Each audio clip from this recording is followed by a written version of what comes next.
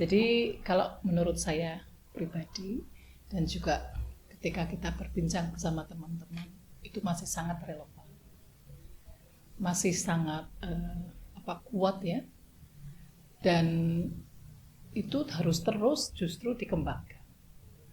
Jadi upaya kita untuk menunjukkan bahwa Jogja sebagai kota batik dunia dengan mencoba semua kriteria yang ada itu menjadi sebuah kekuatan untuk pengembangan lebih lanjut, tidak hanya untuk Jogja saja, tetapi juga berbagai produksi batik di seluruh Indonesia. Nah, bagaimana caranya? Nah, itu yang sebenarnya kita harus berbagi. Saya pribadi, saya mencoba terus mengembangkan di dunia pendidikan, melalui research dan pelatihan. Meskipun di satu kaki yang lain, saya juga di industri keluarga, ya kita langsung juga mencoba mencari directly kepada pasar. Nah, ini pasar ini juga sangat menentukan. Karena pasar kita itu sebenarnya tidak hanya di Indonesia saja, tapi di seluruh dunia.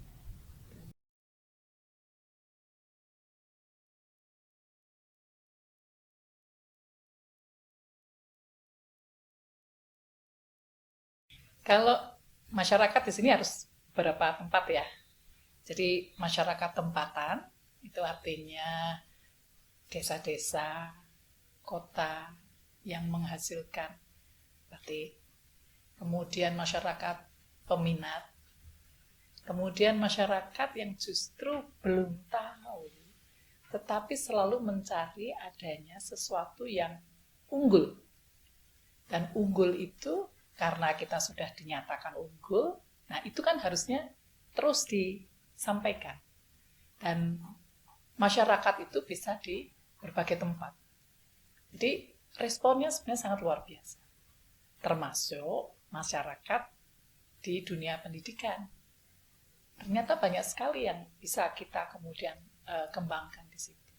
Bahkan sekolah atau pendidikan di bidang batik ini tidak melulu hanya cara membatik, kemudian sampai ke fashion, kemudian dengan interior, tetapi juga bagaimana konteksnya dengan desa produksinya.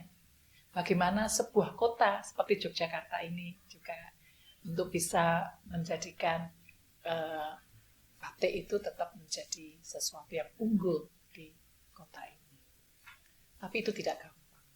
Karena juga masih banyak pemahaman bahwa produk itu harus murah, produk itu harus, ya akhirnya mungkin kalau harapan kita kan sebenarnya kalau masuk ke Yogyakarta sudah tidak ditemui lagi lah batik-batik yang fake batik ya, yang tidak katakanlah bukan batik itu. Yang saya selalu katakan batik bukan batik. Nah, itu harusnya sudah tidak ada di Yogyakarta.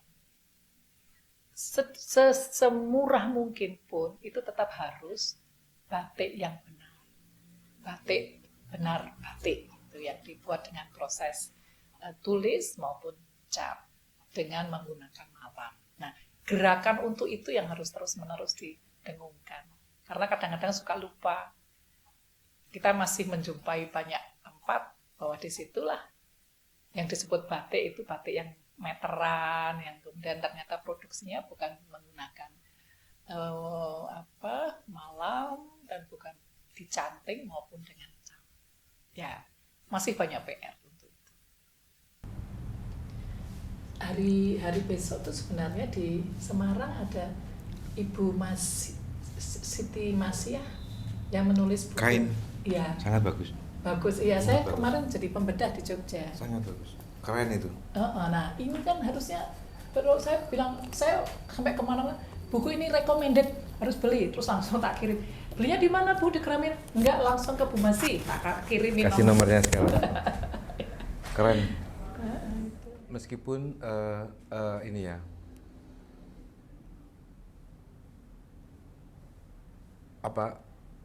based on trade ya apa?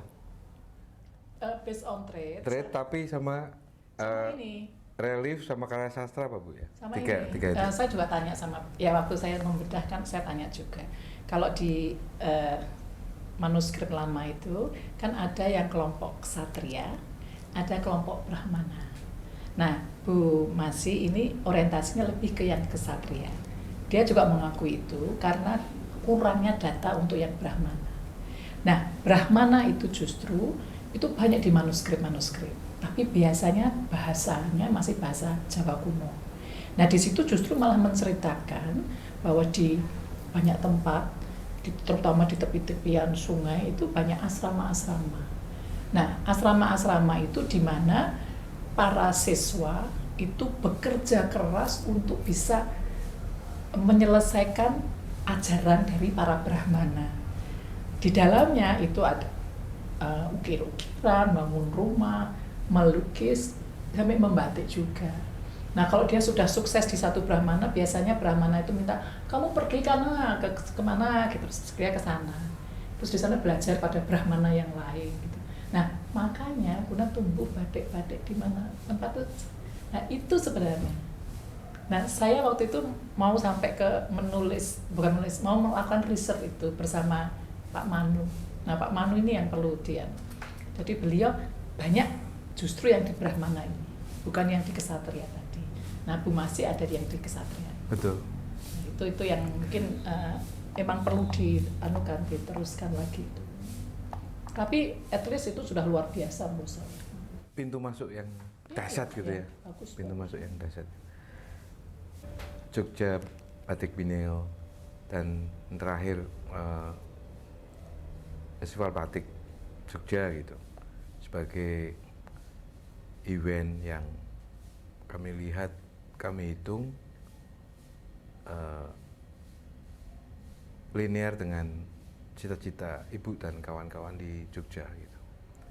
Apa sebetulnya landasan filosofis mungkin, urgensinya, mengapa event itu harus digelar, Bu Sita? Event maksudnya tuh event yang terkait dengan Jogja Batik Jogja Bineo. Batik. Oh, kegiatan-kegiatan itu. Betul, oh ya, kan. Ya, jadi memang sebenarnya kan kita harus terus-menerus menjelaskan kekuatan atau keunggulan yang kita miliki sehingga kenapa itu menjadi kota batik dunia itu. Nah, pagelaran itu memang akhirnya kita tunjukkan dengan biennale setiap 2 tahun sekali. Itu ada pameran, ada simposium, kemudian ada workshop, kemudian kita workshop pun kadang-kadang dilakukan justru di desa-desa gitu ya, di desa-desa batik, penghasil batik. Dan ini semua kan sebenarnya untuk juga mengajak berbagai kota yang lain yang memiliki produksi batik bersama-sama kita untuk menunjukkan kepada dunia. Jadi Jogja bisa menjadi gerbang lah, pintu, gateway gitu ya. Seperti sebelum Biennale tahun berapa itu ya, kami rombongan dari Jogja ke Pekalongan, ke Lasem, kemudian juga sampai ke Pamekasan. Nah, di situ mengajak para insan baik yang di bidang produksi maupun juga pengrajin untuk sama-sama hadir di Jogja. Dan kegiatan ini tidak tanggung-tanggung ya, memang kemudian Ketua Dekranasda DIY, GKR Hamas, kemudian Gusti Putri Dipako Alam itu sebagai wakil, itu bersama-sama juga ikut ke sana, didukung oleh para istri dari wali kota dan bupati. Nah, ini kan sebenarnya ajakan ini untuk bisa memanfaatkan keberadaan Jogja sebagai tadi gateway gitu. Dan memang Jogja harus terus seperti itu, karena ya batik kan tidak hanya ada di Jogja, tapi justru banyak di tempat-tempat lain juga, termasuk juga wastra yang lain gitu, yang bukan batik, karena berbagai wastra tradisi itu kan juga satu hal yang luar biasa. Dan kalau kita bicara dengan kekuatan yang ada kan sampai ke istilah organiknya misal. tenunan organik, yang kemudian dari sutra maupun dari benang dari kapas begitu ya, yang tidak ada buatannya gitu. Nah, itu kan juga satu hal yang supaya penenunan juga semakin meningkat. Jadi memang dari hulu sampai hilir ya harus digarap. Ya tadi kembali PR-nya banyak sekali. Jadi aktivasi kota batik dunia itu berarti punya dampak yang katakanlah secara struktural mengubah dunia batik di Yogyakarta, Ibu Zita? Kalau mengubah sebenarnya enggak juga. Tetapi memang harus punya peran lebih. Nah itu. Jadi perannya lebih, kita tidak hanya sekedar berjualan, kita tidak sekedar membangkitkan yang kita punya, tetapi mengajak juga dari daerah-daerah yang lain. Bahkan yang belum muncul pun juga harus dicari terus. Termasuk misalnya ini, ada penghargaan terhadap pembatik misalnya. Kita kan masih belum ada langsung kepada para pembatiknya. Yang saya pernah menyampaikan itu di UGM dalam satu diskusi tentang perempuan. Nah, saya katakan, yang saya sampaikan adalah perempuan Indonesia itu banyak di antara mereka adalah para maestro. Nah, kalau pelukis itu ada pelukis yang maestro, pembatik, kenapa tidak ada? Nah, ini kan kita harus tetapkan mereka. Bahkan mereka itu sebagai heritage hero, jadi sebagai seseorang yang memang harus dihargai negara. Kalau di beberapa negara yang sudah maju urusan mengelola atau memanage dari para maestro tadi, maestro itu diberi penghargaan dengan reward, dengan gaji. Nah, kita sudah sampai ke sana? Belum. Nah, ini yang harusnya kita juga cari, karena batik itu bukan produk dari sebuah produser ya saja gitu, tetapi itu juga keahlian orang gitu menyelesaikannya dengan luar biasa. Tidak semua orang bisa. Kalau jadi pedagang mungkin siapapun bisa gitu ya, tetapi kalau sebagai maestro batik belum tentu. Itu ya persoalan, kembali lagi PR-nya banyak. Mungkin bisa diceritakan Bu Zita, proses pada akhirnya Anda memilih, kalau teorinya Arnold Toynbee, mulai dari circle kreatif yang kecil gitu, tetapi berkualitas, bermutu gitu. Bisa diceritakan inisiasi short course batik yang Ibu dan mungkin kita kembali dulu ke kriteria ya, kenapa Okay. Jogja dikatakan sebagai kota batik dunia. Yang pertama itu terkait dengan sejarah. Jadi sejarah itu memang batik Yogyakarta adalah sebenarnya batik yang sejak dulu sekali, bahkan sejak Mataram. Jadi ketika Mataram dibagi dua, Jogja dan Solo, di Solo itu baru gitu. Nah, ini kan jejak ini kan panjang sekali memang, dan ini di bawah. Jadi ada serat Sekar Jatisari. Nah, itu yang kemudian menceritakan bahwa berbagai macam keunggulan dari yang dimiliki di Mataram Islam, yang kemungkinan besar itu pun sudah ada sejak Mataram Hindu, Buddha gitu. Nah, ini masuk ke Yogyakarta. Nah, ini kan sebuah kekuatan dan harus terus kita telusuri. Ketika saya research itu kan misalnya batik-batik yang terkait dengan yang disebut sebagai celeng kewengen misalnya, sangat simple. Nah, itu sudah ada sejak mungkin abad-abad sebelum bahkan sebelum Hindu, Prambanan, Borobudur dibangun ya. Jadi itu sudah ada sejak dulu. Kemudian batik nitik yang sekarang sudah masuk dari indikasi geografis itu memang dulu juga karena ada kaitannya dengan patola di India yang harganya mahal. Kemudian ada keputusan, kenapa nggak kita bikin sendiri gitu. Nah, nitik itu setelah masuk di Yogyakarta. Jadi walaupun itu baru, tetapi itu kemudian digunakan juga untuk keterkaitannya dengan Mataram lama ya, sebelum dibagi dua, Solo dan Yogyakarta. Jadi ini kan juga satu hal yang kemudian itu dibawa dan menjadi bagian dari